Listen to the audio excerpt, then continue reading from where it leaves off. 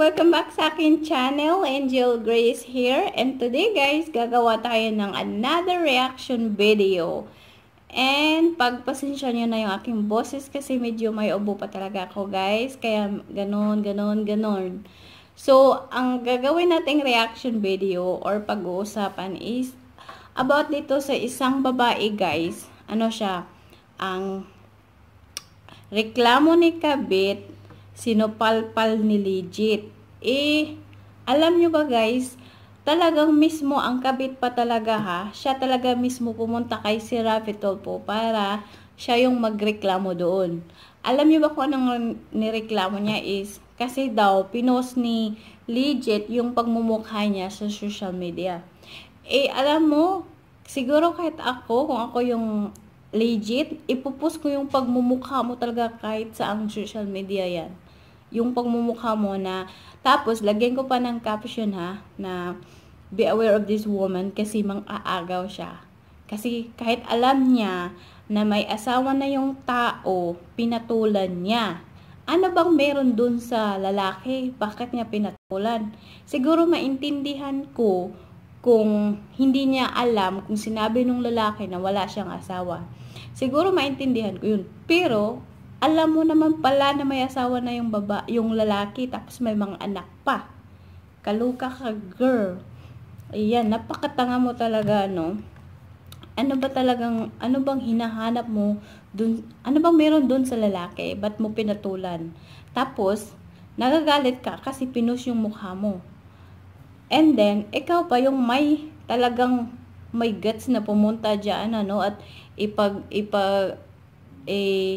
ipagdiriwang sa buong mundo, sa buong Pilipinas, na ikaw mismong Kabit, inireklamo mo si Legit dahil pinost yung pagmumukha mo. Kaloka. Tapos ngayon, sabihin mo, gusto mong ipadelete dahil nahihiya ka, wala ka ng mukhang hiharap. Ikaw nga mismong nagpapahiya sa sarili mo dahil pumunta ka dyan kay si Raffy Tulfo na ikaw ay isang Kabit, tapos gusto mo ipadelete yung mga nude picture nyo. Kaloka ka. Kaloka ka talaga. Ay, nako. Meron talagang mga babaeng mga ganyan na mas gusto nila yung lalaking may asawa at may mga anak or may mga girlfriend. Isang tawag ko dyan is mga agaw. Kasi madami naman talagang lalaki na walang mga asawa dyan or walang mga girlfriend. Mga ganun. Hindi yung dun ka makipagrelasyon sa may mga anak. Alam nyo ba? Hindi nyo ba iniisip yun? Dapat inisip mo yun before ka nakipagrelasyon dyan sa lalaking yan. Alamin mo muna kung single ba talaga siya or ano before ka makipagrelasyon. Tingnan mo ngayon. May nasisira kang family. Gusto mo ba yung mga ganyan? Paano pag ikaw yung nasa kalagayan ng babae? Na may mga anak ka, tapos makita mo na lang yung cellphone nung asawa mo, may mga picture na nahubot-hubad doon. Anong mafe-feel mo? Diba? Masasaktan ka din. Next time, isipin mo yan. Hindi lang din dito sa babae na to, dapat sa mga babae dyan na yun lang yung gusto nila, diba? Na manira ng pamilya, na papatol sa isang tao na may asawa na at mga anak. Nako. Kaya, alam mo, hindi ko maintindihan yung mga ganyang klaseng babae. Minsan pa naman, magaganda yung mga babae. Kaloka. Ito lang yung maibibigay ko na tip, lalo na sa mga babae ngayon.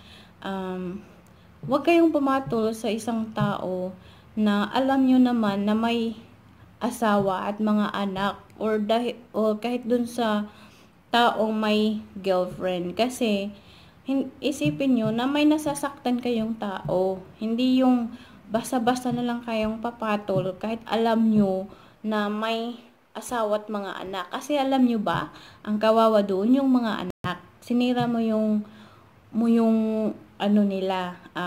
pamilya nung lalaki.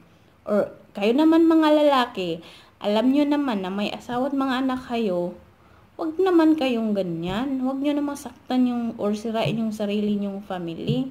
Kasi ang iisipin nyo na lang sana, yung mga anak nyo, kasi yun ang mga kawawa talaga, yung mga bata, lalo na pag hindi pa ganun ka, lalo pag mga nasa mababang edad pa lang, yun ang kawawa talaga. Yun ang iisipin nyo sana, mga lalaki or babae, before kayo gagawa ng mga ganyang kagaguhan na mga kaloka. Kaya, kung wala na kayong gusto sa mga asawa nyo, dapat sabihan nyo na wala na talaga akong supportan ko na yung mga bata, or hiwalayan nyo muna yung asawa nyo, or file kayo ng mga annulment dyan before kayo gagawa ng mga kagawan. Kasi talagang galit na galit ako sa ganyan. Nako. Ay, kung ako yung asawa, hindi lang siguro yun ang aabutin sa'yo, kundi pagsasampalin pa kita. Walang hiya ka. Kapal ang mukha mo, ikaw ba talaga pumunta dyan, Buti nga sa'yo, hindi ka tinulungan. Ano maitulong ni Sir Tolfo sa'yo? Diba? Wala, guys, nakakainis. Nakakainis yung mga babaeng ganyan. So, ayan lang guys, and thank you so much for watching this video, and excuse me. Excuse me po. May ubo lamang. Ayan. So, that's it for today, guys. And thank you so much for watching this video. And please don't forget to give me a thumbs up and comment down below kung may mga question kayo or mga comment. Kahit dyan, kahit masamang comment. Pwede din. So, ayan lang, guys. Thank you, guys. And I will see you next time. Bye, guys.